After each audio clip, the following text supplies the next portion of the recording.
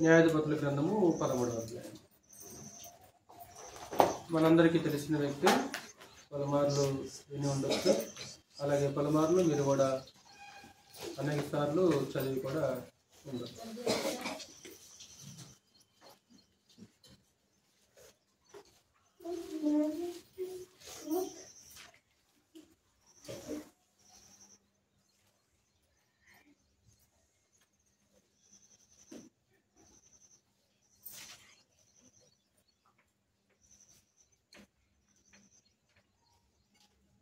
సంసోను ఈయన 13 ఆయన.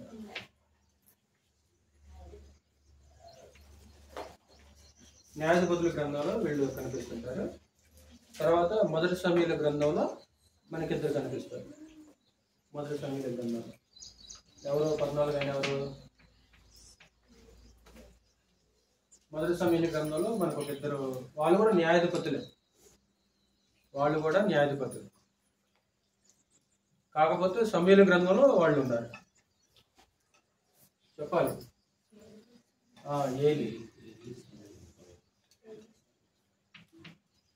ఏలి 15 అయిన సమూయేలు. బహుశా పిల్లలు చూడకుండా చెప్తారు అనుకుంటా. గతంలో నేర్చుకున్నారు వీళ్ళు. ఈరోజు ఒకవేళ మీరు కూడా వీరి గురించి వీలైతే కంఠస్థం చేయాలి. ఆ 15 మంది న్యాయాధిపతుల పేర్లు చెప్పారు. మనకి 13, 14, 15, 16 4 అధ్యాయాల్లో సంసోను చరిత్ర ఉంటుంది. మనము 4 అధ్యాయాలు చదవడానికి మనకి సమయం చాలు కాబట్టి క్లుప్తంగా దీని గురించి మనము నేర్చుకుంటాం.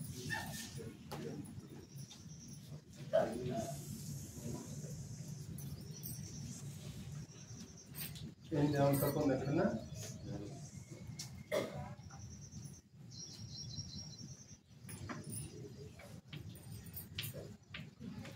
సంసోను యొక్క జ్ఞానం అంటే కారణ జన్ముడు అనే పదం ఉపయోగించకూడదు, కానీ కారణ జన్ముడు లెక్కనే కనిపిస్తుంటాడు సంసోను. అంటే చూద్దాం. అంటే సంసోనుని దేవుడు న్యాయాధిపతిగా నియమిస్తుందంటే అంటే ఇప్పుడు దాని అర్థం ఏంటి? ప్రజలు ఎక్కడ ఉన్నట్లు? శత్రువుల కింద ఉన్నట్లు. శత్రువులకి వాళ్ళు బానిసలుగా ఉన్నట్లే. ఎవరికి శత్రువులు అయిపోయారు? వాళ్ళు ఎవరికి బానిసలు అయిపోయారు? 13వ అధ్యాయము 1వ వచనం. ఇశ్రాయేలీయులు మరలా యెహోవా దృష్టికి దోషులు కాగా. మరలా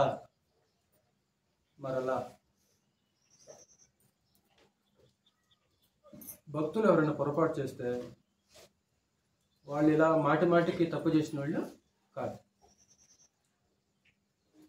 మాటికి వాళ్ళు తప్పు చేయలేదు. ఉదాహరణకి మోషే ఉన్నాడు. మోషే ఎన్నిసార్లు జీవితంలో తప్పిపోయాడు? సరే. దావీదు ఎన్నిసార్లు తప్పిపోయాడు? ఒక్కసారే. మనం ఎన్నిసార్లు అబద్ధవాడాం?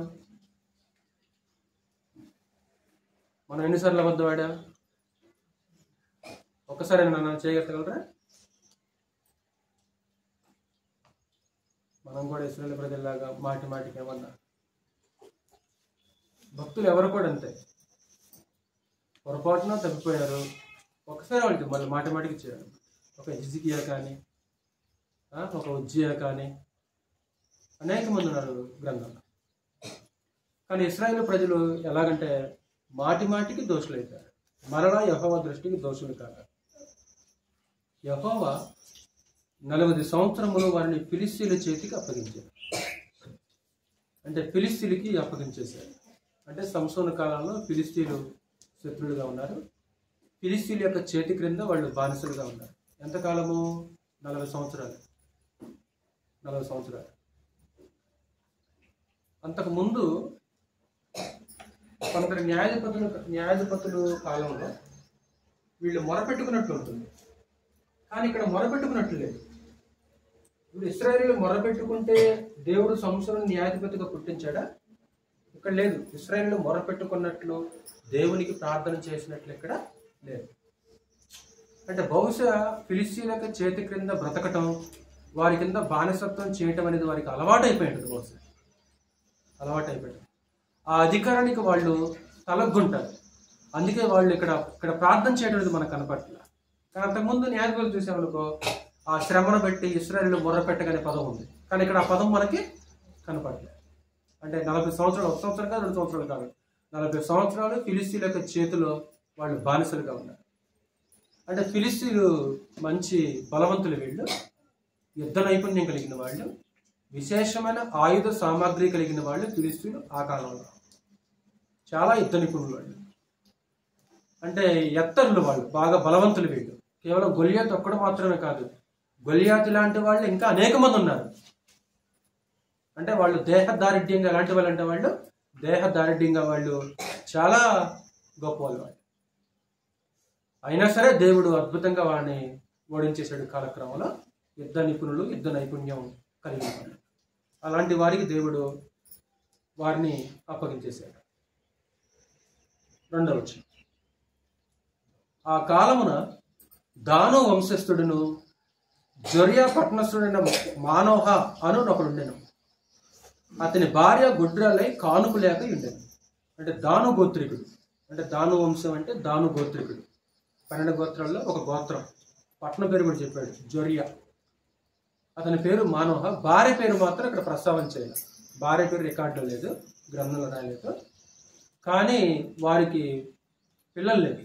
3వ వచనం, యెహోవా దూత ఆ స్త్రీకి ప్రత్యక్షమని, ఇదిగో నీవు గుడ్రాలువు, నీకు కానుపు లేకపోయినో, అయితే నీవు గర్భవతివై కుమారుని కందువు. కాబట్టి నీవు జాగ్రత్తగా ఉండి ద్రాక్షరసమునే గాని మద్యమునే గాని త్రాగకుండము, అపవిత్రమైన దేనినైనా తినకుండము. నీవు గర్భవతివై కుమారుని కందువు, అతని తల మీద మంగళకత్తి వేయకూడదు. ఆ బిడ్డ గర్భమున పుట్టినది మొదలుకొని దేవునికి నాజీరు చేయబడిన వాడే. అంటే నాజీరు అనే ఒక వ్రతం ఉంది. సంఖ్యాకాండము 6వ అధ్యాయంలో మనకి ఆ వ్రతం గురించి దేవుడు మాట్లాడతాడు. అంటే నాజీరు చేయబడిన వ్యక్తికి ఒక ప్రత్యేకమైన నియమాలు ఉంటాయి. తల్లి గర్భమున పడ్డది మొదలుకొని ఆ బిడ్డ దేవునికి నాజీరు చేయబడిన వాడే. బాప్టిస్మ ఇచ్చే యోహాను కూడా నాజీరు చేయబడిన వాడే.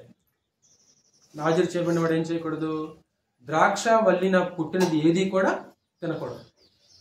ద్రాక్ష వల్లిన పుట్టినది ఏది తినకూడదు. 2, ఏ శవాన్ని ముట్టుకోకూడదు. ఏ కళేబరాన్ని, ఏ శవాన్ని ముట్టుకోకూడదు. 3, ఆ తల వెంట్రుకలు అనేది కత్తిరించుకోకూడదు.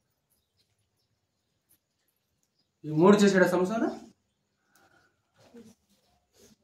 ఈ 3 సంసోను ఏమైనా చేశాడా? ఒక విశేషమైన ఒక ఉద్దేశంతో దేవుడు అతన్ని పుట్టించినట్లు మనం చూడవచ్చు. తల్లి గర్భమున పడినందుకు మొదలుకొని నువ్వు జాగ్రత్తగా ఉండు. ఇప్పుడు ఇతను తినటం మాత్రం తినకుండా ఉండటం కాదు. ఇప్పుడు ఎవరు తినకూడదు? ద్రాక్ష పుట్టింది తల్లి కూడా తినకూడదు. తల్లి కూడా నియమం. ఎందుకంటే అతను తల్లి గర్భమున పడ్డది మొదలుకొని దేవునికి నాజీరు చేయబడిన వాడే. ఏంటంట ఉద్దేశం ఏంటి?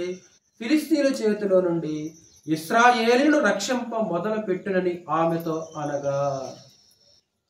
అంటే ఏం చేయబడతాడు సంసోను? సంసోను యొక్క పని ఏంటి? సంసోను యొక్క ఉద్దేశం ఏంటంటే ఫిలిస్తీన్ల చేతుల నుంచి ఇశ్రాయేలీయులని రక్షించాలి అనేది ఒక ఉద్దేశం, కాన్సెప్ట్. అంటే ఆ ఉద్దేశంతో పరమ తండ్రి ఏం చేస్తున్నాడంటే ఆ మానోహకి గర్భఫలాన్ని, అంటే ఆ మానవ భార్యకి గర్భఫలాన్ని ఇస్తున్నాడు. అంటే అతను పుట్టక ముందే అతని గురించి, అతని పని గురించి. అంటే ఇలాగా మీకు తెలిసినట్లు మీకు తెలిసిందే ఒక ప్రశ్న మరలా వేస్తున్నాను. ఇలాగ బైబిల్లో ఇంకా ఎవరన్నా పుట్టక ముందే, తల్లి గర్భంలో పడకముందే, పేరుతో సహా, వాళ్ళ పనితో సహా ఇలా ప్రవచించబడ్డ వాళ్ళు ఇంకా ఎవరున్నారా బైబిల్లో? యేసుక్రీస్తు పేరు చెప్పాడు. నా ప్రశ్న అర్థమైంది. ఎందుకే నా ప్రశ్న ఏంటంటే సంసోను లాగానే తల్లి గర్భంలో పడకముందే పేరుతో సహా దేవుడు ప్రవచించి, వాళ్ళ పనితో సహా ప్రవచించిన వాళ్ళు ఎవరన్నా అలాగా జన్మించిన వాళ్ళు ఎవరన్నా ఉన్నారా? ఇప్పుడు మనకి ఎవరు కనిపిస్తున్నారు? మొట్టమొదట సంసోను కనిపిస్తున్నారా? ఇతను 2 రాసుకున్నాడు సంసోను. అప్పటికి ఇతను తల్లి గర్భంలో కూడా పడలేదు కదా. తల్లి గర్భంలో పడలేదు, కానీ పుడతాడు, పని కూడా చెప్తున్నాడు. ఏం చేస్తాడు? ఇశ్రాయేలుని ఫిలిష్తీయుల చేతుల నుంచి రక్షిస్తాడు. అంటే అలా వాళ్ళు పుట్టక ముందే పేరుతో సహా దేవుడు ప్రవచించిన వాళ్ళు కొంతమంది ఉన్నారు. ప్రవచించిన వాళ్ళు సంసోను కంటే ముందు ఎవరు ఉన్నారు? ఎవరు? సంసోను కంటే ముందు ఉన్నారు. ఇస్సాకు ఉన్నాడు. ఇస్సాకు పేరుతో సహా చెప్పలేదు దేవుడు. ఇస్సాకు పేరుతో సహా చెప్పలేదా? ఇస్సాకు ఉన్నాడు, సంసోను ఉన్నాడు. ఇంకా నెక్స్ట్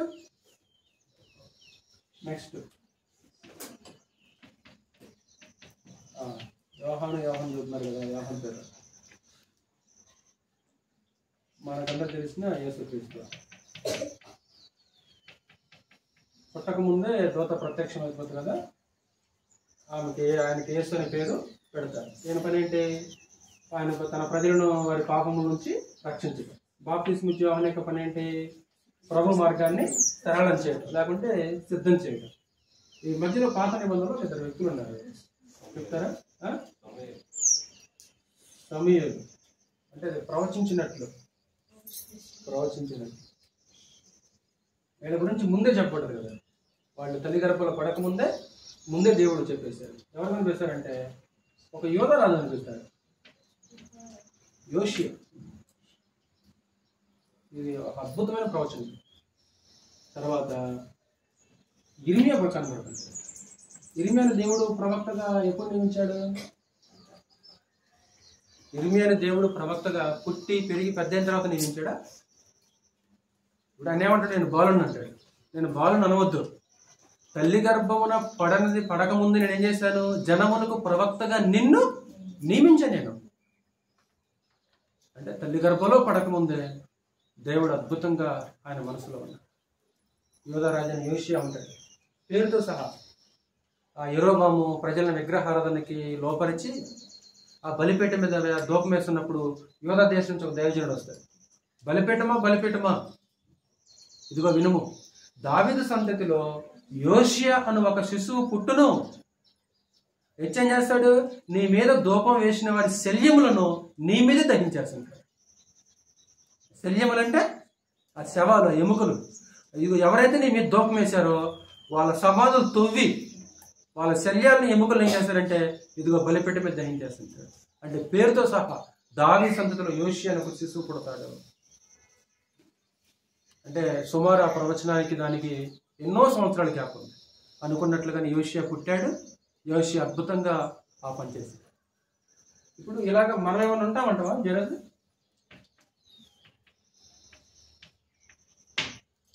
మనం ఏమైనా ఉంటామా? ఇప్పుడు మనం పుట్టకముందే దేవుని యొక్క సంకల్పం, దేవుని యొక్క మనసులో ఏమైనా ఉన్నావా?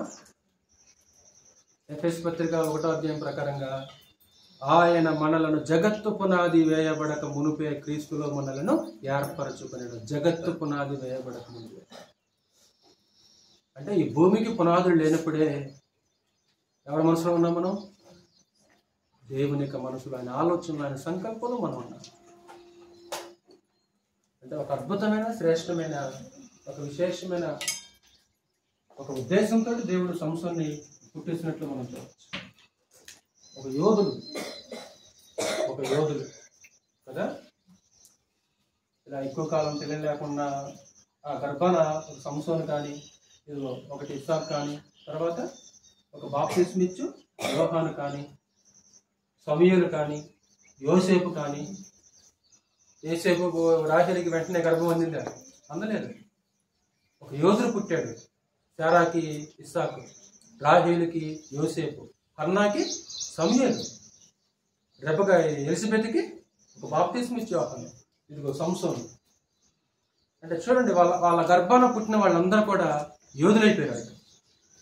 అంటే ఎంతో కాలం వాళ్ళు ఆ గర్భఫలం కోసం ఎదురు చూస్తుంటారు, ఎంతో కాలం. కానీ పరమ తండ్రి ఏం చేశాడంటే ది బెస్ట్ ఇచ్చేసాడు కదా. ఆలస్యమైనా సరే సామాన్యులు లేవాలి దేవుడు, మామూలు వాళ్ళు లేవాలి దేవుడు. ది బెస్ట్ ఇచ్చేసాడు. వాళ్ళ చేత దేవుడు ఎన్నో గొప్ప గొప్ప కార్యక్రమాల్ని జరిగించేశాడు. ఆలస్యమైన రాహేలుకి దేవుడు ఎవరిని ఇచ్చాడు? యోసేపు. అసలుకి 10 మంది ఎక్కడ, యోసేపు ఎక్కడ? అంటే ఒక ఉద్దేశంతో దేవుడు ఇతన్ని పుట్టించేస్తే టోటల్గా ఆ ఉద్దేశాన్ని మర్చిపోయినట్లు మనం చూడవచ్చు. పుస్తకంలోకి వచ్చేది న్యాయాధిపతుల గ్రంథము 13వ అధ్యాయం.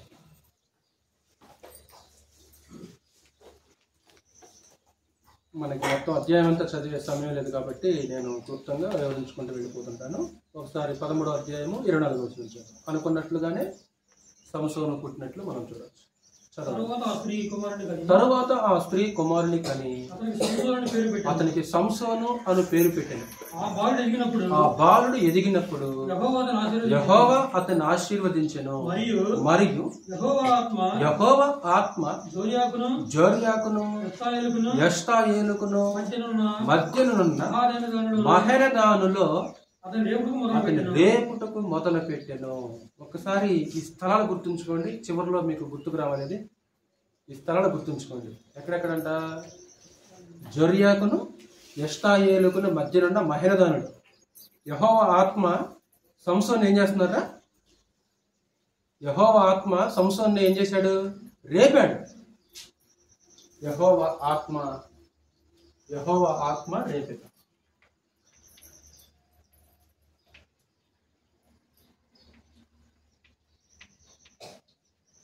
ఇప్పుడు యెహోవా ఆత్మ రేపినప్పుడు ఏం చేయాలి? యెహోవా ఆత్మ రేపినప్పుడు ఏం చేయాలి? సంసోను మీదకి యెహోవా ఆత్మ వచ్చినట్లే ఇక్కడ న్యాయాధిపతుల మీద కూడా కొంతమంది మీదకి యెహోవా ఆత్మ వచ్చాడు కదమ్మా, వచ్చాడు. ఇప్పుడు యెహోవా ఆత్మ వచ్చిన వెంటనే, రేపిన వెంటనే వీళ్ళేం చేశారు? సంసోను ఏం చేస్తున్నాడు? ఆ వ్యత్యాసం మీరు గ్రహించాలి. యెహోవా ఆత్మ ఒత్తిడి మీదకి రాగా వెంటనే యుద్ధానికి బయలుదేరాడు కదా. యెహోవా ఆత్మ యెఫ్తా మీదకి రాగా వెంటనే యుద్ధానికి బయలుదేరాడు. యెహోవా ఆత్మ గిద్యోను మీదకి రాగా వెంటనే యుద్ధానికి బయలుదేరాడు.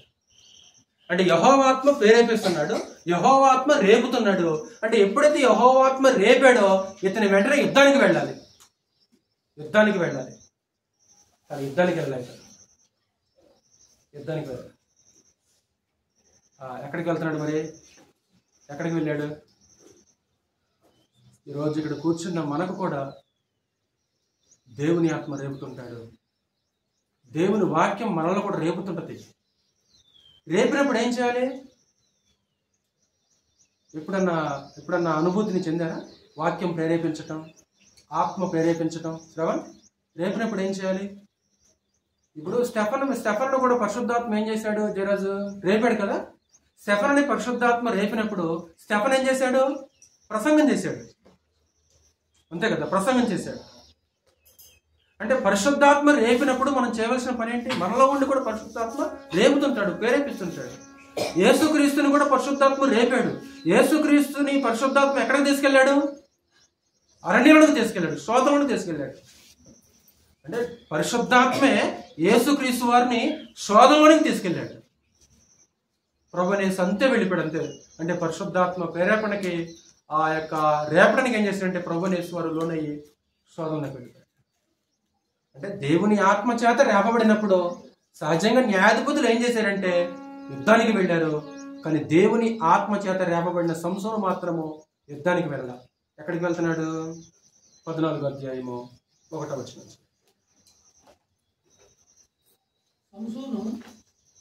సంసోను తిమ్నాతునకు వెళ్ళి తిమ్నాతులో ఫిలిష్తీయుల కుమార్తెలలో ఒకతిని చూచెను. చాలు.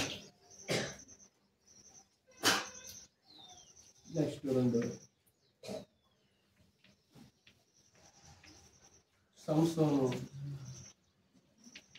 అవిధేయత. అక్కడ ఇంగ్లీష్ బైబిల్లో చాలా బాగా మంచి పదం ఉపయోగించాడు విద్యారాజు. ఇప్పుడు సంసోను ఎక్కడికి వెళ్తున్నాడు? సంసోను ఎక్కడికి వెళ్ళాడు? తిమ్నాతునికి వెళ్ళాడు. ఇంగ్లీష్ బైబిల్లో ది వెంట్ డౌన్ టు తిమ్నాత్ అన్నమాట.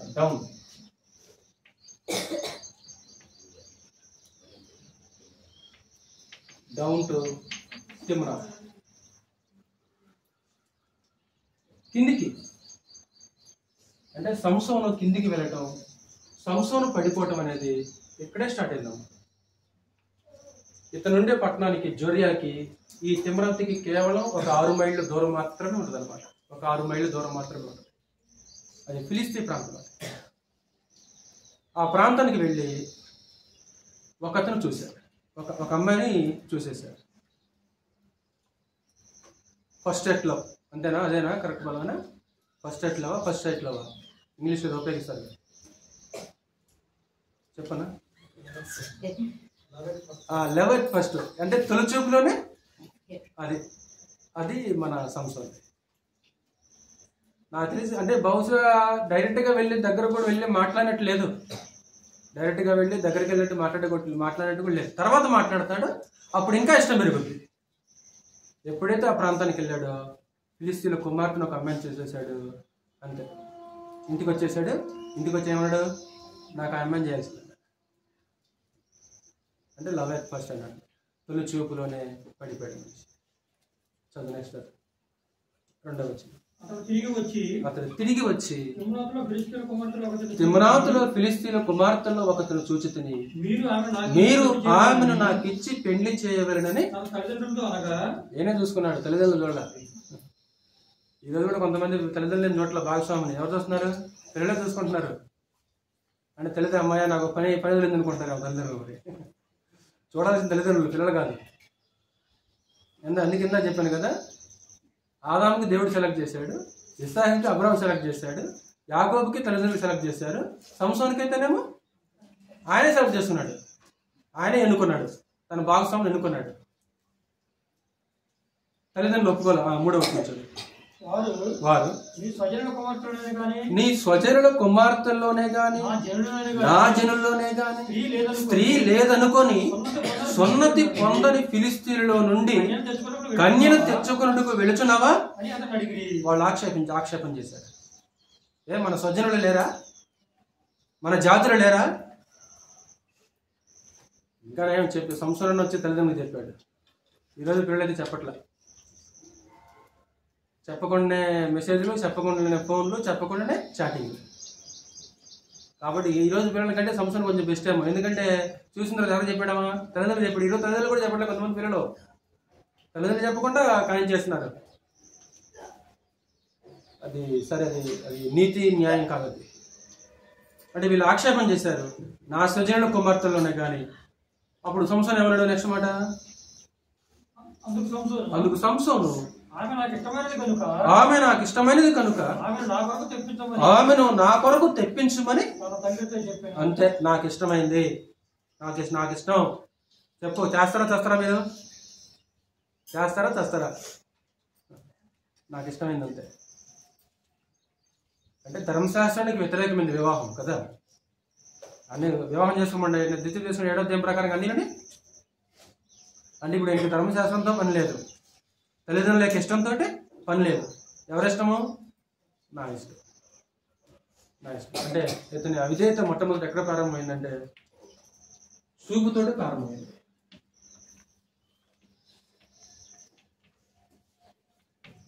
అంటే చివరికి ఫిలిస్తీన్లు ఏం చేశారంటే, ఏ చూపుతోటి సంసోను యొక్క అవిధేయత ప్రారంభమైందో ఫిలిస్తీన్లు అతన్ని బంధించి అతను బతుకొండగానే కనుగుడ్డులు ఏం చేశారు? బతుకొండగానే కనుగుడ్డుని పీకేశారు. అంటే ఏ కళ్ళతో ప్రారంభించేశాడో ఆ కళ్ళను వాళ్ళు ఏం చేశారంటే పీకేశారు. అంటే తర్వాత నెక్స్ట్ ఒక అన్య స్త్రీని వివాహం చేసుకున్నారు.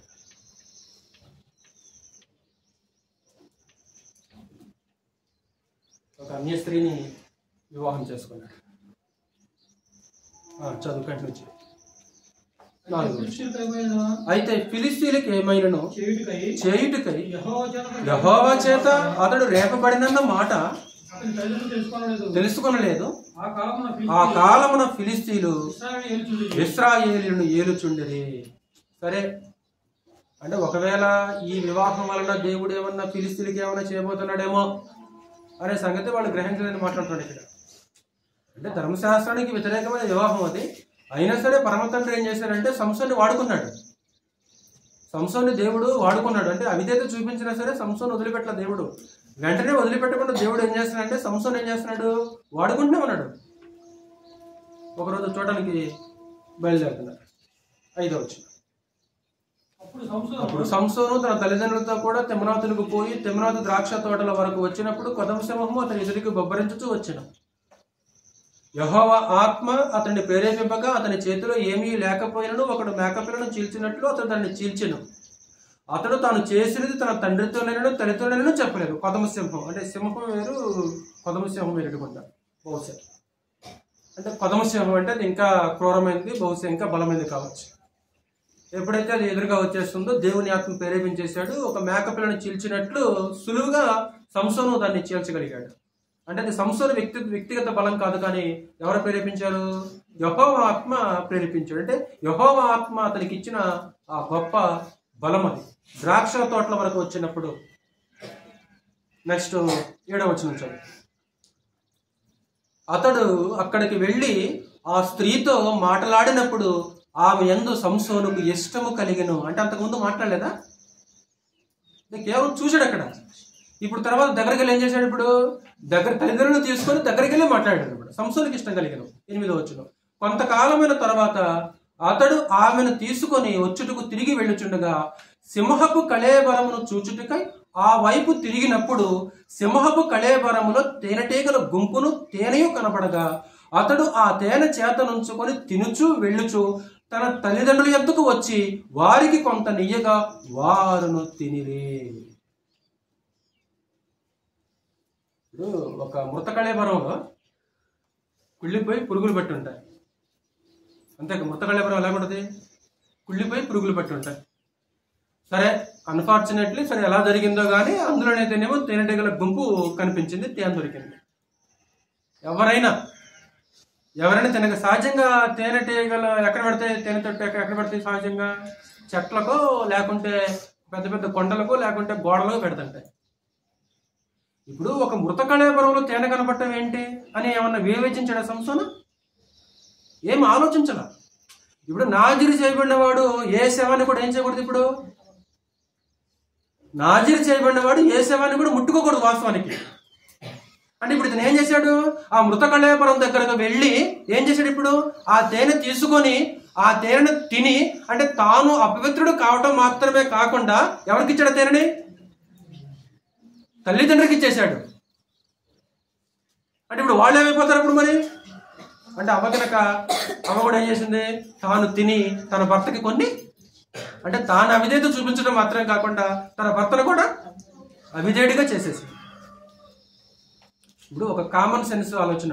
ఇప్పుడు ఒక శవంలో, ఒక కళేబరంలో తేనెతోటి పెట్టవేంటి అసలుకి?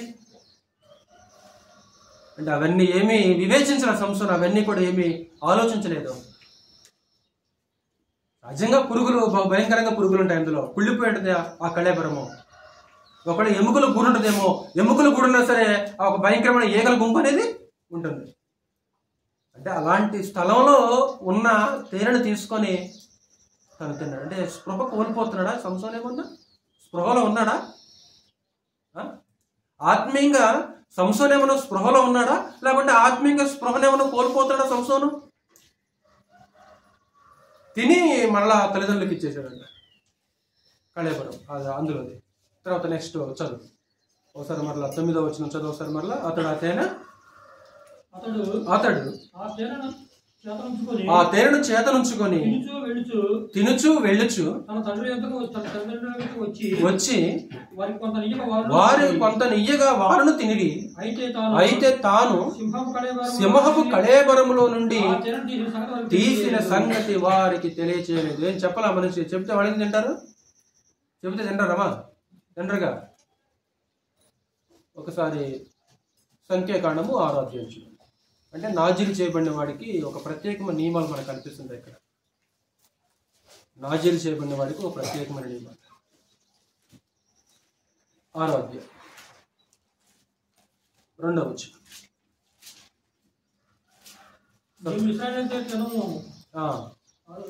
చదువు. పురుషుడే గాని స్త్రీయే గాని నాజీరగుటకు ఎవరైనా మొక్కుకొని తన్ను తాను ప్రత్యేకించుకుని ఎడల. అంటే నాజీరు అనే పదానికి అర్థం ఏంటంటే ప్రత్యేకంగా ఉండడం. నాజీరు అనే మాటకు అర్థం ఏంటంటే ప్రత్యేకంగా ఉండడం.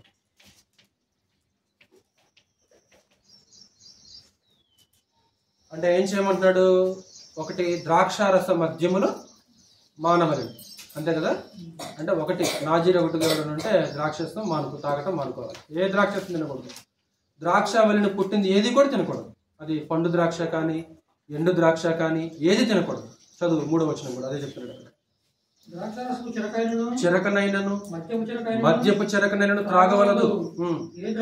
ఏ ద్రాక్ష రసమునైనను త్రాగవలదు. పచ్చివి గాని ఎండినవి గాని ద్రాక్ష పండ్లను తినవలదు. అతడు ప్రత్యేకంగా ఉండు దినములన్నీ పచ్చి కాయలే గాని పై తోలే గాని ద్రాక్ష వల్లిన పుట్టినది ఏది తినవలదు. ఏది. ద్రాక్ష తోట దగ్గరికి వెళ్ళాడు కదా, ఇందాక పదం గమనించింది కదా. సరే, అది మార్గంలో ఉందా లేకుంటే కావాలని ద్రాక్ష తోట దగ్గరికి వెళ్ళాడా తెలియదు మనకి. కానీ ద్రాక్షల తోట దగ్గరకు వచ్చినప్పుడు పదము శంఖము ఒబ్బరించుచు వచ్చింది ద్రాక్షల తోట వరకు. అసలు ద్రాక్ష వలిన పుట్టినది దాని జోలి మనిషి పోకూడదు. నెక్స్ట్ 2వ నియమం 5వ వచనం చదువు. అతడు నాజీరగుటకు మొక్కుకొనిన దినములన్నిటిలో మంగళ కత్తి అతని తల మీద వేయవలదు. 3వ నియమము 6వ వచనం చదువు. 6వ వచనం. అతడు యెహోవాకు ప్రత్యేకముగా నుండు దినములన్నిటిలో ఏ శవమును ముట్టవలదు. ఇప్పుడు 15వ అధ్యాయంలో గాడిద యొక్క పచ్చి దవడ ఎముకలతో ఏం చేస్తాడు? 1000 మంది చంపుతాడు కదా. గాడిద యొక్క పచ్చి దవడ ఎముకతో 1000 మంది చంపుతాడు. అంటే ఏం చేసినట్లు ఈ మనిషి?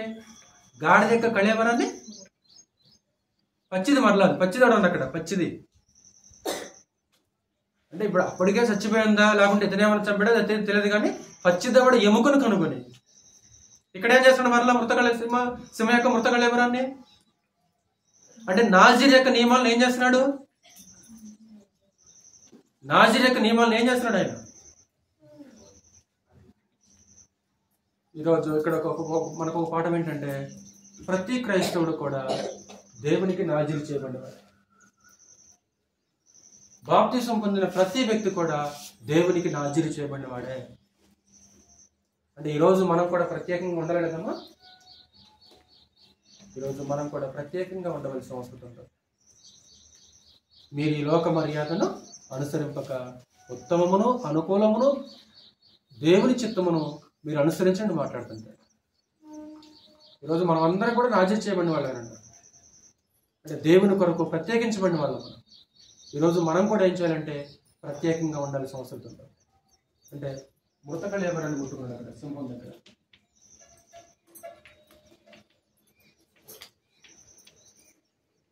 మృత కళేవరాన్ని ముట్టుకున్నాడు.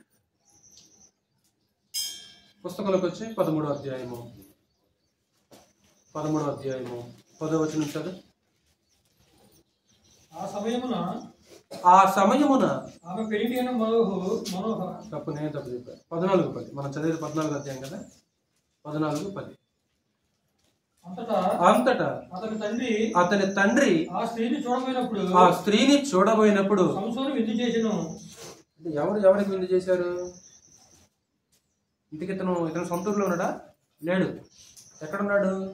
ఫిలిస్తీన్ ప్రాంతంలో ఉన్నాడు. ఫిలిస్తీన్ ప్రాంతంలో ఇతను వెళ్ళాడు. ఇతను వెళితే ఇప్పుడు వచ్చినందుకు ఎవరు విందు చేయాలి? వాళ్ళు విందు చేయాలి. ఎందుకంటే కాబోయే అల్లుడు ఇంటికి వచ్చాడు కాబట్టి విందు చేయాలి. కానీ ఇతను అక్కడికి వెళ్ళిన తర్వాత ఇతను వాళ్ళకి విందు చేశాడు. ఇప్పుడు సహజంగా విందులో ఏముంటది? ఫిబ్రవరి యొక్క విందుల్లో అయితే ఖచ్చితంగా ద్రాక్షరసం అనేది ఉండదు. ఎందుకంటే కానాలో పెండ్లి విందులో ఏముంది? ద్రాక్షరసం. ఫిబ్రవరి యొక్క పెండ్లి విందులో కామన్గా ద్రాక్షరసం ఉంటుంది. ఇప్పుడు బహుశా ఆ విందులో ద్రాక్షరసము ఉండదంటావా? ఇక్కడైతే రాయబడలేదు. మన అంచనా అంతే, మనం గమనించుకోవడం. అంటే అనేకతో కలిసి విందు చేయాలి.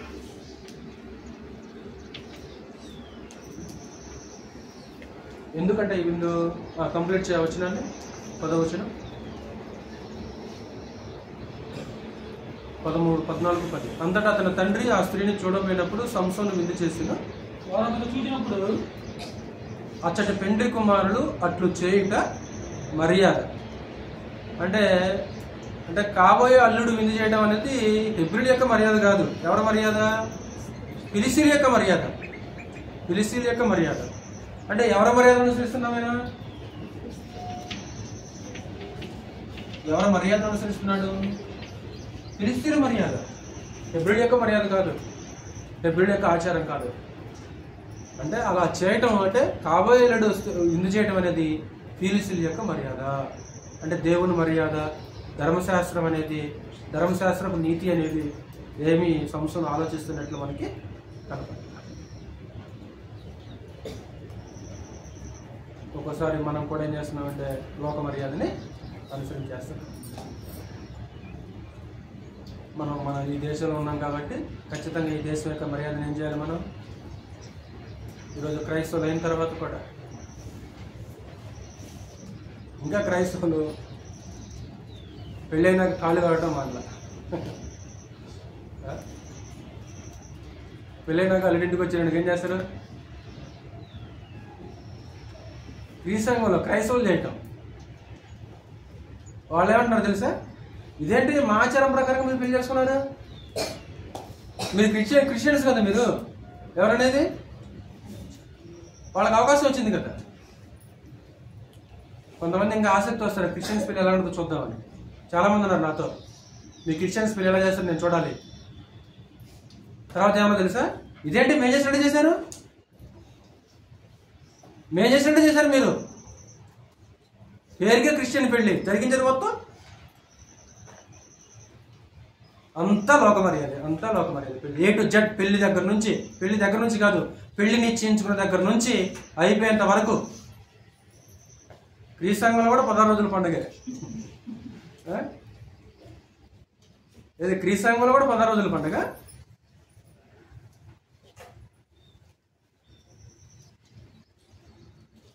అంటే అవి చిన్న చిన్నగా కనిపించవచ్చు కానీ అవి అవసరం లేదు. అది అవసరం లేదు, ఏ ఆచారం అవసరం లేదు. చేతులకి కట్టుకోవటం, లేకుంటే రకరకాలు చేసుకోవటం. అంటే ఇక్కడ సంస్థలు కూడా ఏం చేశాడంటే మా హెబ్రీయుల యొక్క మర్యాద కాదు, ఫిలిస్తీన్ల యొక్క మర్యాద. తర్వాత ఆయన అక్కడికి వెళ్ళిన తర్వాత ఒక సామెత వేసాడు అన్నమాట. ఎవరైతే అవి ఇప్పుడు ఖర్చు చెప్తారో 30 పట్లు ఇస్తానని ఒక పందెం వేస్తాడు. పందెం ఎవరితో పందెం కడుతున్నాడు? ఇప్పుడు ఇతను పుట్టిన దేనికి, ఉద్దేశం ఏంటి అదంతా మర్చిపోయి ఆ విందులో మునిగి తేలుతూ ఫిలిస్తీన్లతో పందెం వేస్తాడు. ఎవరైనా మీరు పందెం గెలిస్తే 30 బట్టలు ఇచ్చేస్తారు, 30 జతల దుస్తులు ఇస్తారు. ఒకవేళ మీరు ఓడిపోతే నాకు ఇవ్వాలి. ఆ సామెత ప్రపంచంలో అక్కడ తప్ప ఎవరో తెలియదు. ఎందుకంటే సింహాన్ని చంపింది ఆయన, సింహం నుంచి తేనె తీసింది ఆయన. ఎవరైనా ప్రపంచంలో అనుకుంటారా సింహం యొక్క కళేబరం నుంచి తేనె వస్తుందని? ఎవరు చెప్తారు దానికి? ఎవరు చెప్పలేరు, ప్రపంచంలో ఎవరు చెప్పలేరు. తెలిసి ఆయన సామెతకి జవాబు, సింహం యొక్క మృత కళేబరం నుంచి తేనె వస్తుందని ఎవరైనా ఊహిస్తారా? ఒకవేళ అక్కడ తేనెలు పెట్టాయనుకో తింటానే ఎవరైనా ఊహిస్తారా? అంటే ఎవరికి తెలియని దాన్ని ఆయన వేసాడు అనమాట. 13వ వచనంలో 12వ వచనం, అప్పుడు సంస్థలో మీకు ఇష్టమైన నేను ఎదుట ఇప్పుడు కథను వేసాను. మీరు ఈ విందు జరిగి 7 దినములలో దాని భావం నాకు తెలిపిన 30 సన్నపు నారబట్లు 30 దుస్తులు మీకు ఇచ్చేది. మీరు దాన్ని నాకు తెలుపలేకపోయినా మీరు 30 సన్నపు నారబట్లు 30 దుస్తులు నాకు ఇవ్వాలి. వారితో చెప్పగా వాడు మేము ఒప్పుకుందాము, నీ ఇప్పుడు కథను వేయమని సంతో చెప్పు. కాగా అతడు బలమైన దానిలో నుండి తీపి వచ్చెను, తిను దానిలో నుండి తిండి వచ్చాను. బలమైన దానిలో నుండి తీపి వచ్చాను, తిను దానిలో నుండి తిండి వచ్చింది. అంటే అది బలమైనది, అది దాంట్లో నుంచి తీపి 2, అది ఇంకొక దాన్ని తింటది. ఆ తినేదానిలో నుంచి ఏమొచ్చింది? తిండి వచ్చింది. 3 దినములలోగా వారు ఆ విప్పుడు కథ భావమును చెప్పలేకపోయి 7వ దినమున వారు సంసోను భార్యతో ఇట్లనేది, నీ పెనిమిటి ఆ విప్పుడు కథ భావమును మాకు తెలుపునట్లు అతన్ని లాలన చేయము, లేని ఎడల మేము అగ్ని వేసి నిన్ను నీ తండ్రి ఇంటి వారిని కాల్చివేసేదము, మా ఆస్తిని స్వాధీనపరచుకున్నట్టుగా మమ్మల్ని పిలిచితిరా. బ్లాక్మెయిల్. ఇప్పుడు సంసోను భార్య దగ్గరకు వచ్చేసి బ్లాక్మెయిల్ చేస్తున్నాడు.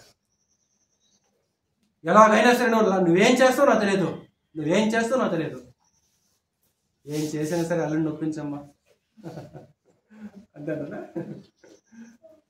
ఏం చేసినా సరే అల్లుడిని నొప్పించు. ఏం చేస్తావు? ఒప్పుకుంటాడు. ఏం చేస్తావు? ఒప్పుకుంటాడు. ఒప్పించే స్థలం లేదు కదా, ఒప్పించే సిచ్యువేషన్ లేదు. లాలన చేసి సింహాన్ని గెలిచిన వాడు ఆడదాని ముందు ఆటాడాడు. సింహాన్ని గెలిచిన వాడు ఇప్పుడు ఎవరి ముందు ఆటాడుతున్నాడు? ఒక స్త్రీ ముందు ఆటాడుతున్నాడు.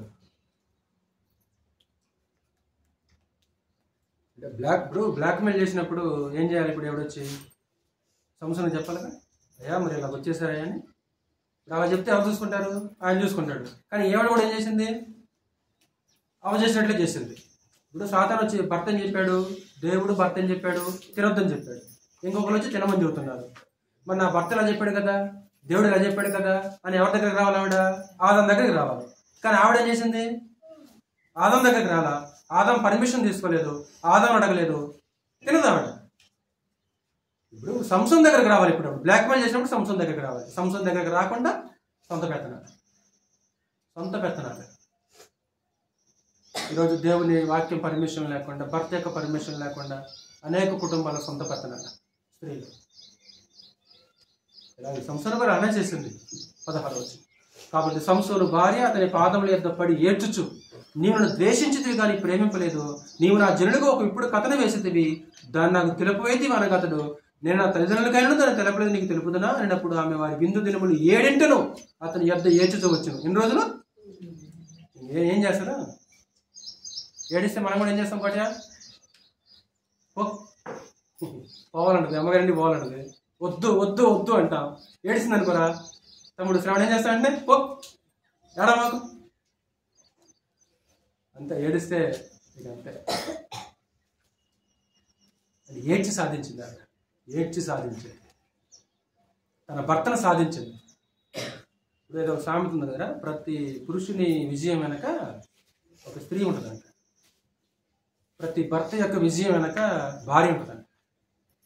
దీనికి రివర్స్ ఇది. ఏది? ఇప్పుడు సామెత అర్థం చెప్పాడు అనుకో, ఎవరు ఓడిపోతారు? ఇప్పుడు సంసోను ఓడిపోతాడు. అంటే ఇప్పుడు ఈ భర్త యొక్క ఓటమి వెనక ఇప్పుడు ఎవరున్నారు? అంటే సంసోను ఓటమికి ఇప్పుడు కారణం ఎవరు? ఈవిడ. ఇప్పుడు ప్రతి పురుషుని విజయం వెనక స్త్రీ ఉంటుంది, శబాష్. కానీ ఇక్కడ అలా లేదనమాట, రివర్స్ అయిపోయింది. ఇక్కడ ఏం చేస్తాడు? ఆవిడ ఏడ్చి సాధించేసింది.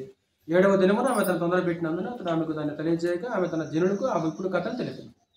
7వ దినం. ఇప్పుడు ఆ భర్త ఓడిపోతే ఆవిడ ఓడిపోయినట్లు కదా. భర్త ఓటమి నీ ఓటమి కాదా? భర్త విజయం నీ విజయం కాదా? భర్త బాధ నీ బాధ కాదా?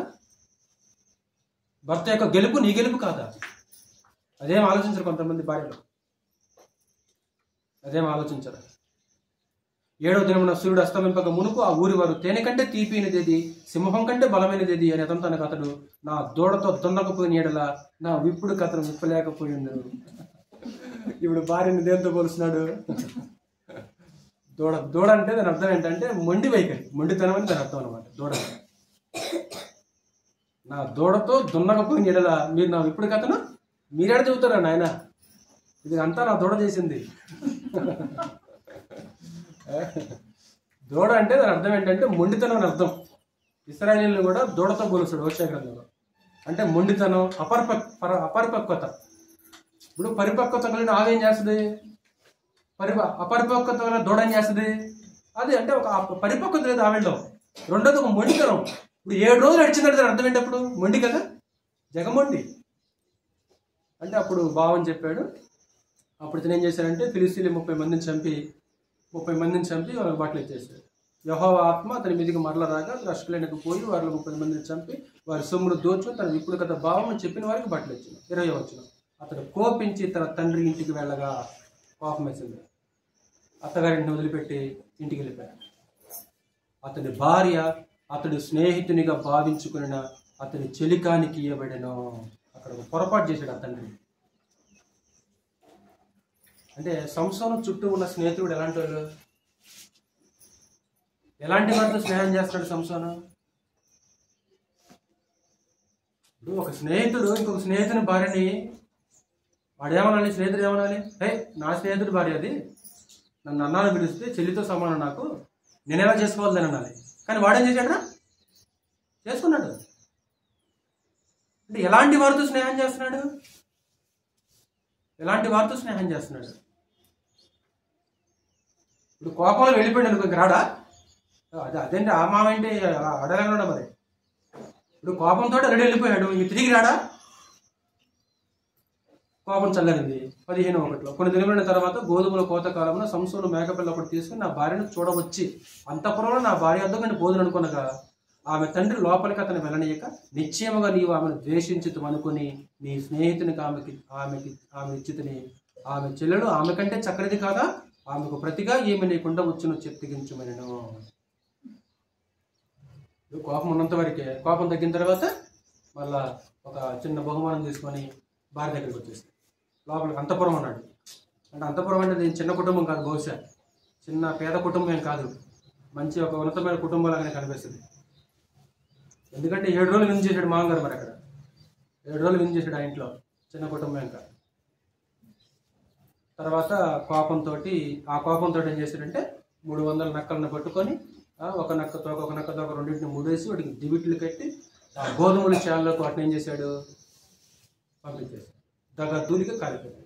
అరే ఎవరు చేశాడు ఈ పని అంటే, ఇదిగో పలానా అల్లుడు చేశాడు. ఎందుకు చేశాడు ఇలాగంటే వాడి భార్యని వేరే వాళ్ళకి ఇచ్చాడంట, కోపంతో చేశాడంటే చేసేవాడు. ఈ ఫిలిష్తీయులకు మళ్ళీ ఏం చేశారంటే ఈ సంసోను యొక్క భార్య మా ఉంది కదా, సజీవంగా వాళ్ళకి కాల్చి చంపేశారు అనమాట. ముందు వార్నింగ్ ఇచ్చారు ఇక్కడ, నువ్వు కనుక ఇప్పుడు కదా భావాన్ని నీ భర్త చెప్పించకపోతే మిమ్మల్ని ఏం చేస్తావు, కాల్ చేస్తావు అన్నాడు. అన్నట్లుగా ఏం చేశారంటే ఆ సంసోను యొక్క భార్యని, వాళ్ళ మామగారిని, వాళ్ళ ఇల్లుని, వాళ్ళ ఆస్తిని దగాదులిగి కాల్ చేశారు. అదంతా 15వ అధ్యాయంలో మనకు అనిపిస్తుంది. తర్వాత గాడిద యొక్క పచ్చిదవడ ఎముకతోటి 1000 మందిని చంపుతాడు. తర్వాత ఏం జరిగింది, ముందుకెళ్దాము, మనకు సమయం లేదు. 16:1 చదువు ఒకసారి మరలా. 16వ అధ్యాయము 1 వచ్చింది. తర్వాత సంసోను అంటే ఇప్పుడు మరలా వేష దగ్గరికి వెళ్ళాడు.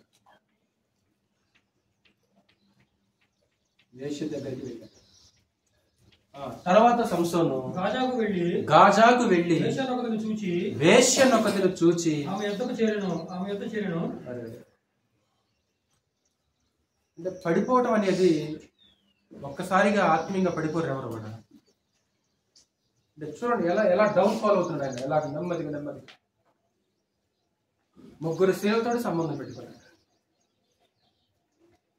వేశ్య దగ్గరికి వెళ్ళాడు సంసోను. నాజీరు చేయబడినవాడు, ప్రత్యేకంగా ఉండవలసిన వాడు. అది ఏది గుర్తుకు రావట్లేదు. చదువు ఏం జరిగిన తర్వాత, సంసోను అక్కడికి వచ్చినని గాజాకు తెలిసినప్పుడు వారు మాటు పెట్టి రేపు తెల్లవారిన తర్వాత చంపుదనుకొని పట్టణపు ద్వారమునొద్ద రాత్రి అంతయు పొంచి ఉన్నది. సంసోను మధ్యరాత్రి వరకు పండుకొని, అంటే రాత్రి ఎవరి దగ్గర ఉన్నాడు, వేష దగ్గర ఉన్నాడు. రాత్రి వేశ్యాగృహంలోనికి వెళ్ళిపోతున్నాడు. సొలొమోను ఒక మాట, వేశ్య నోరు లోతైన గొయ్యి అంటాడు. అంటే పడిపోతున్నాడు మనిషి. ఆత్మీయంగా ఏమైపోతున్నాడంటే పడిపోతున్నాడు, గోతులోకి వెళ్ళిపోతున్నాడు. చదువు మన సామెతల గ్రంథము 23వ అధ్యాయం. సామెతల గ్రంథము 23వ అధ్యాయం 27-28 వచ్చిన. వేశ్య లోతైన గొయ్యి, పరస్త్రీ ఇరుకైన గుంట, దోచుకొని వాడు పొంచి ఉండినట్లు. అంటే గోతులోకి వెళ్ళిపోతున్నాడు కదా సంసోను, గోతులో పడిపోతున్నాడు. ఈ సంగతి సంసోను తెలిసింది. నా కోసం మాటుగంటని వేశారని. అప్పుడు మధ్యరాత్రి వేళ లేచి ఆ పట్టణపు ద్వారబంధంతో సహా ఎత్తుకొని కొండ కోనగా తీసుకెళ్ళిపోయి అక్కడ పడేస్తుంటాడు. మహాబలం ఇచ్చాడు దేవుడు చెప్తాడు, క్షమించండి సంసోను. కానీ ఏది కూడా అది దాన్ని తన యొక్క కోరికలు, తన ఆలోచన నెరవేర్చడానికి దాన్ని ఉపయోగించేస్తాడు. నెక్స్ట్ 4వ వచనం. పిమ్మట అతడు షోరేకు లోయలోనున్న దెలీలా అను స్త్రీని మోహింపగా నెంబర్చారండి. మరొక అన్య స్త్రీని మోహించాడు.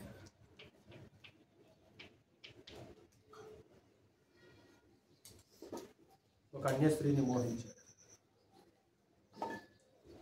దెలీలా అంటే పండితులు ఏమంటారంటే ఈవిడొక దేవ వేశ్య అంటారు. మరి పురాతన కాలంలో దేవాలయంలో, పల్లెటూరులో, ఆయా గ్రామాల్లో మాతాంగిలు అనేవాళ్ళు ఉండేవారు. దేవ వేశ్యలుగా పిలువబడేవాళ్ళు. ఈవిడ ఫిలిస్తీయురాలు కాదు, ఆ వృత్తి చేసుకున్న ఆవిడ అని కొంతమంది క్రైస్తవ పండితుల యొక్క అభిప్రాయం. వాళ్ళ అభిప్రాయం నేను మీకు చెప్పాను, మనకి గ్రంథంలో అయితే రికార్డు లేదు, అభిప్రాయం అనమాట. అంటే అలాంటి ఒక స్త్రీని ఇప్పుడు మరలా సంసోను ఏం చేశాడు? మోహించాడు. ఇది వాళ్ళిద్దరి మధ్యలో ప్రేమ కథ వాస్తవం. ప్రేమించలే, ఏం చేశాడు? మోహించాడు. ఈరోజు యవనస్తుల మధ్య ఉండేది కూడా ఎక్కువగా ప్రేమ కాదు, అది వాస్తవానికి. అదొక ఆకర్షణ, అదొక మోహమే తప్ప ప్రేమ కాదు. ప్రేమ అంటే పవిత్రమైనది, ప్రేమ అంటే నమ్మకమైనది. ఈరోజు ఏమైనా స్త్రీ పురుషుల మధ్య పవిత్రత ఉంటుందా? నమ్మకం ఉంటుందా? ఉండదు. కానీ వాళ్ళు దానికి ప్రేమ అని పేరు పెట్టారు అంతే. ప్రేమ ఉన్న చోట పవిత్రత ఉంటుంది, ప్రేమ ఉన్న చోట నమ్మకం ఉంటుంది. ఒకవేళ ఆ రెండూ లేదంటే అసలు అది ప్రేమ అనేది ప్రేమ కాదు. అది ప్రేమ కాదు. ఇప్పుడు అర్థమైపోతుంది ఈ ప్రేమ. తర్వాత ఎవడే అంటది, నీ రహస్యం నాకు చెప్పట్లేదు, నువ్వు నన్ను ప్రేమించావని చెబుతూనే ఉంటుంది అనమాట. నిజమైన ప్రేమ అయితే డబ్బుకి అమ్ముడుపోదు. ఎవడేం చేసింది ఇప్పుడు డబ్బుకి? సుమారు 1000 అంటే 1100 వెండి రోకలు ఇచ్చేస్తారు. ఫిలిస్తీన్ సర్దార్లు వచ్చి నీకు 1100 వెండి రోకలు ఇస్తున్నాం. అసలు వాడి బలం ఎందులో ఉందో చెప్పు, మాకు అర్థం కావట్లా, మేము ఏం చేయలేకపోతున్నాం. ఎలాగైనా సరే కనుక్కోవాలి ఆ బలం. నువ్వు గనక అతనిలో ఉన్న బలాన్ని కనుక్కుంటే నీకు 1100 వెండి రోకలు ఇచ్చేస్తాను. నిజంగా ప్రేమించింది అయితే ఏం చేయాలి? ఏం చేయాలి? ఇలా డబ్బు కమ్ముడిపోయింది. డబ్బు దగ్గర ప్రేమ, ఆత్మీయత, స్నేహం అన్నీ కూడా ఏమైపోతున్నాయి? బలాదురైపోతున్నాయి. డబ్బు దగ్గర ఆత్మీయత లేదు, బంధం లేదు, బంధాలు లేవు. ఎక్కువగా బంధువుల మధ్య కూడా చెడుది ఎక్కడంటే స్నేహం చట్టానికి, బంధువుల మధ్య చట్టానికి కూడా ప్రధానమైన కారణం ఏంటంటే డబ్బు. దాని దగ్గరే బంధాలు చెడతాయి అనమాట. దాని దగ్గర ఒక యోధ కనుక ఎలాగైతే అమ్ముకున్నాడో, ఈవిడ కూడా ఏం చేసింది? దానికోసము సంసోన్ని వాళ్ళ ముందు ఒక నిర్జీవంగా నిలబెట్టేసింది. అవన్నీ మీకు తెలుసు కాబట్టి మనకి సమయం లేదు, ముందుకు అన్ని స్త్రీని మోహించేశాడు. అది లేకుండా చదువుదాం ఒకసారి. 5వ వచనం. ఫిలిస్తీయుల సర్దారులు ఆమె యొద్దకు వచ్చి ఆమెతో, నీవు అతను లాలన చేసి అతని గొప్ప బలము దేనిలో ఉన్నదో మేము ఎలాగో అతన్ని గెలవచ్చునో తెలుసుకున్నాం. మేము అతన్ని బంధించి అతని గర్వాన్ని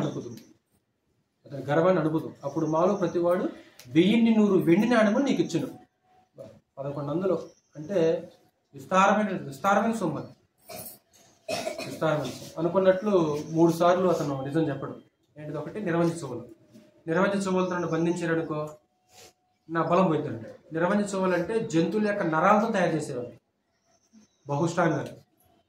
జంతువుల యొక్క నరాలు తెలుసు కదా, నరం బాగా స్ట్రాంగ్ ఉంటుంది. ఆ నరం, ఆ నరాలతో చువ్వలు తయారు చేస్తారు.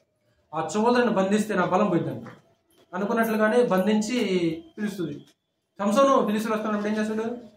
తెంపుకొని నా జడ 7 అల్లికలు కాదు, రెండోది పనికి పెట్టని కొత్త తాళ్ళు ఉన్నాయి కదా, పేరణ తాళ్ళు, అవి కనుక నన్ను బంధించారనుకో నా బలం పోయిందంటాడు. అది కూడా ఫెయిల్ అయిపోయింది.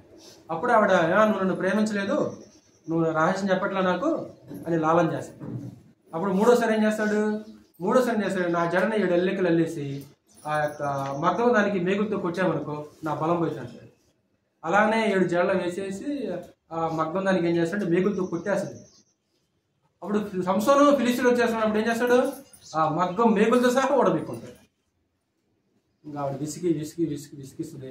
విసిగించినప్పుడు ఏం చేస్తుందంటే ఆ రహస్యాన్ని చెప్పేస్తుంది.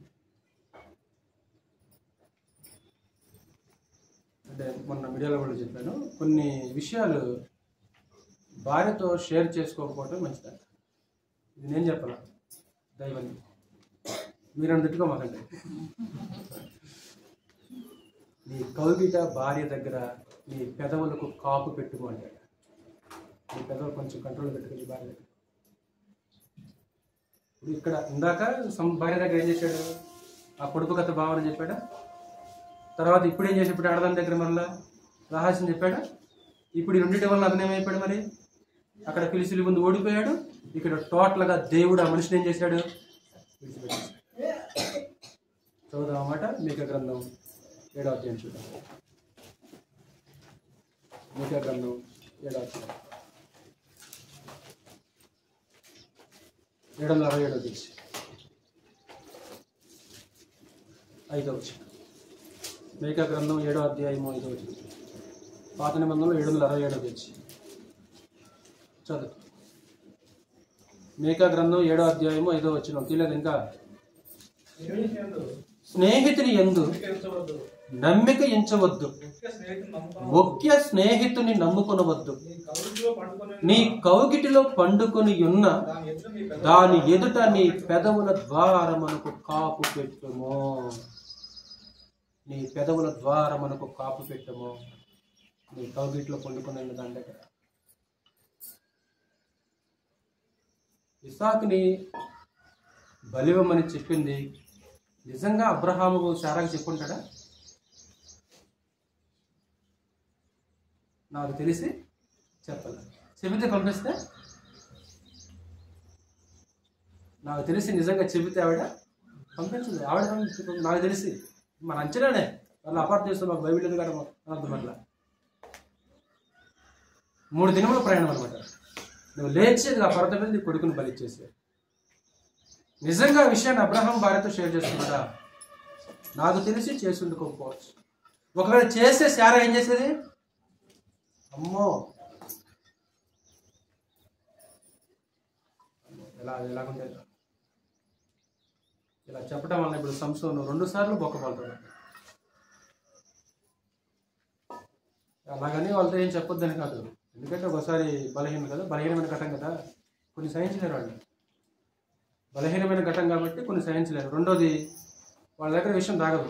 అది ముఖ్య ప్రమాదం అనమాట. అసలు అత్యంత ప్రమాదం ఏంటంటే ముందు అది విషయం తాగదు. అక్కడ విషయం తాగేది కాదు. దేవుడు అప్పుడు చివరిలో ఆ రహస్యం చెప్తాడు. చివరిలో రహస్యం చెప్పినప్పుడు అతను ఆవిడ తొడ మీద పండుకొని శుభ్రంగా క్షౌరం చేసింది. క్షౌరం చేయించిన తర్వాత సంసోను ఫిలిస్తీన్ల మీద పడుతున్నారు అన్నప్పుడు విడిజిమ్ముతో అనుకున్నాడు. కానీ ఏం చెప్పాడు అప్పుడు చివరి చదువు పుస్తకంలోకి వచ్చి 20వ వచనం చదువు. 16-20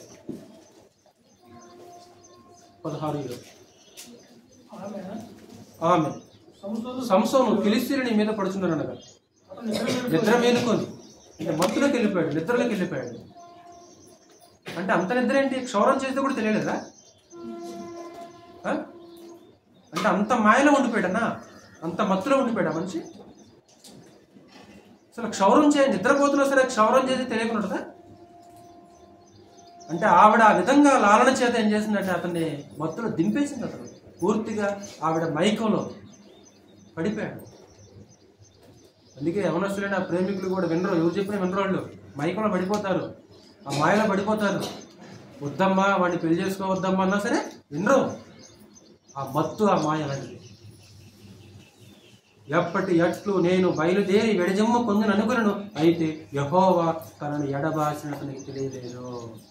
అంటే ఇప్పుడు దేవుడు సంసోన్ని విడిచిపెట్టాడు. చివరిగా యెహోవా ఎడబాసిన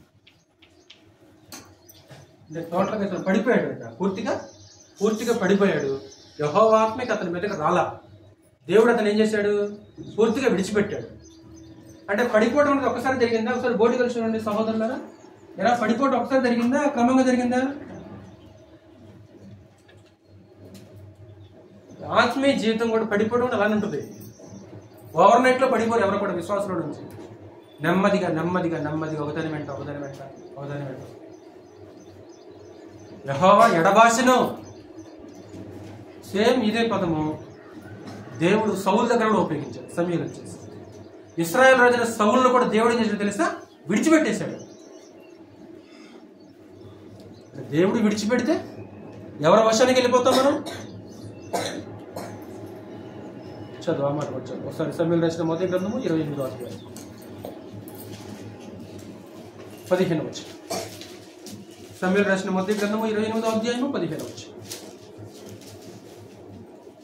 సమూయేలు సౌలుతో మాట్లాడుతున్నాడు. నన్ను పైకి రమ్మని ఎందుకు తొందర పెట్టివని సౌలు అడగగా, సౌలు నేను బహు శ్రమలోనున్నాను, ఫిలిస్తీయులు నా మీదకి యుద్ధమునకు రాగా దేవుడు నన్ను ఎడబాసి, సౌలు చెప్తున్నాడు, దేవుడు ఏం చేశాడు? నన్ను ఎడబాసి ప్రవక్తల ద్వారా నైనను స్వప్నముల ద్వారా నైనను నాకు ఏమీ సెలవేకి ఉన్నాడు, కాబట్టి నేను చేయవలసిన దాన్ని నాతో తెలియజెప్పి నేను పిలిచినాను. అందుకు సమూయేలు, యెహోవా నిన్ను ఎడబాసి నీకు పగవాడు కాగా నన్ను అడుగుట వలన ప్రయోజనమేమి? యెహోవా తన మాట తన పక్షముగా నెరవేర్చుచున్నాడు. నా ద్వారా సెలవిచ్చున్నట్లు నీ చేతుని రాజ్యమును తీసివేసి నీ పొరుగువాడే దావీదుకు దానిని ఇచ్చేయాలి. యెహోవాని ఎడబాసి అంటే దేవుడు సౌలును విడిచిపెట్టాడు, దావీదు పక్షాన చేయడు. ఇప్పుడు సౌలును కూడా దేవుడు వెంటనే విడిచిపెట్టలా. ఎప్పుడైతే తను బుద్ధిపూర్వకంగా పాపం చేసి మారుమనసు పొందలేదో అప్పుడు దేవుడు విడిచిపెట్టడమ్మా. అంటే దేవుడు ఎవరిని వెంటనే విడిచిపెట్టడు. పడిపోవటం అనేది కూడా వెంటనే ఉండదన్నమాట. నెమ్మదిగా పడిపోతుంది. అది మన స్థితిని మనం తెలుసుకోవాల్సిన అవసరం ఉంటుంది.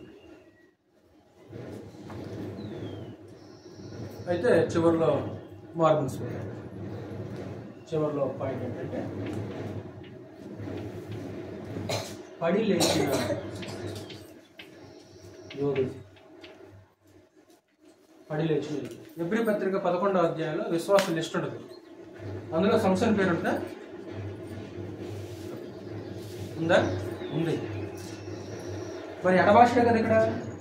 సంసన్ పేరు ఎలా రికార్డ్ చేయడం? మరి తిరిగి లేచాడు అంటే పశ్చాత్తాపం, తన పాపాన్ని తను గుర్తు చేసుకుంటాడు.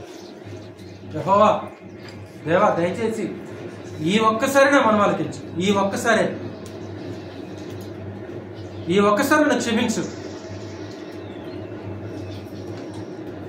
మనం ఎన్నిసార్లు దేవుని క్షమించమని అడుగున్నాము నాకు ఇష్టమవుతాను కదా.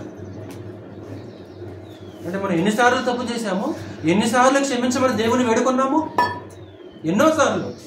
కానీ ఇక్కడ సంసన్ ఏమంటే ఈ ఒక్కసారే 28వ వచనం. అప్పుడు సంసోను, యెహోవా ప్రభువా దయచేసి నన్ను జ్ఞాపకము చేసుకొనుము, దేవా దయచేసి ఈసారి మాత్రమే నన్ను బలపరచుము, ఈసారి మాత్రమే, ఈ ఒక్కసారి నన్ను బలపరచుము. నా 2 కనుల నిమిత్తము ఫిలిష్తీయుని ఒక్కమారి దండించి పగ తీర్చుకొని యెహోవాకు మొర్రపెట్టి ఆ గుడికి ఆధారముగా ఉన్న 2 మధ్య స్తంభములను ఒకదాన్ని కుడి చేతను ఒకదాన్ని ఎడమ చేతను పట్టుకొని నేను ఫిలిష్తీయులను చనిపోదుముగా కానీ చెప్పి బలముతో వంగినప్పుడు గుడి ఆ శబ్దాల మీద దానిలో ఉన్న జనులందరి మీద పడింది. మరణకాలమున అతను చంపిన వారి శవముల లెక్క జీవిత కాలముందు అతడు చంపిన వారి లెక్క కంటే ఎక్కువ. అప్పుడు అతని స్వదేశ జనులను అతని తండ్రి ఇంటి వారందరూ కూడి అతన్ని మోసుకొని వచ్చి జొర్యాకును ఎష్టేయులకు మధ్యలో అతని తండ్రి అయిన మానోహ సమాధిలో అతన్ని పాతిపెట్టిరి. అతడు 20 సంవత్సరములు ఇశ్రాయేలీయులకు అధిపతిగా ఉండెను. అంటే ఎక్కడైతే అతని జీవితం ప్రారంభమైందో అక్కడే పాతిపెట్టబడ్డాడు. ఇందాక 13 చివరిలో ఒక మాట చదివాం. యెహోవా ఆత్మ జొర్యాకు ఎష్టేయులకు మధ్య సంసోను రేపటం మొదలుపెట్టాడు.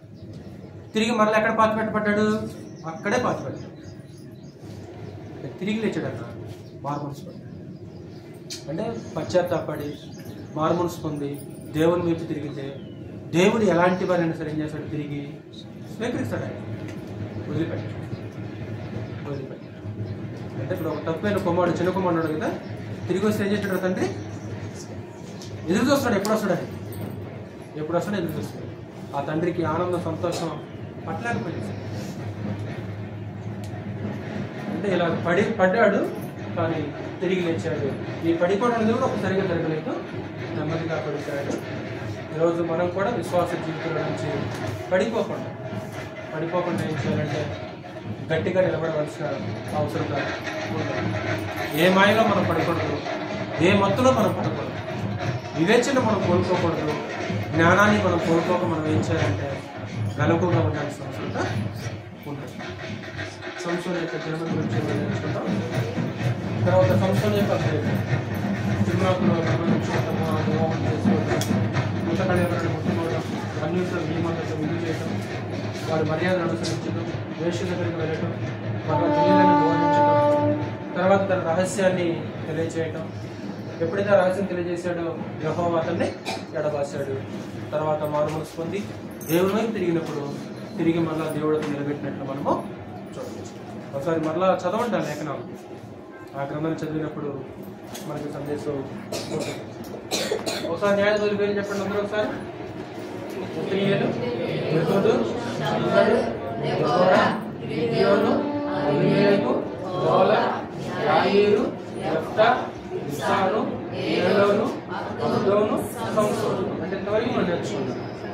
నెక్స్ట్ మంత్లో వీళ్ళిద్దరిని మనము కంప్లీట్ చేస్తాం. తర్వాత ఏలి సమూయేలు యొక్క చరిత్ర మనకి మొదటి సమూయేలు గ్రంథంలో మనకి కనిపిస్తుంది. ప్రార్థన చేసుకొని మనము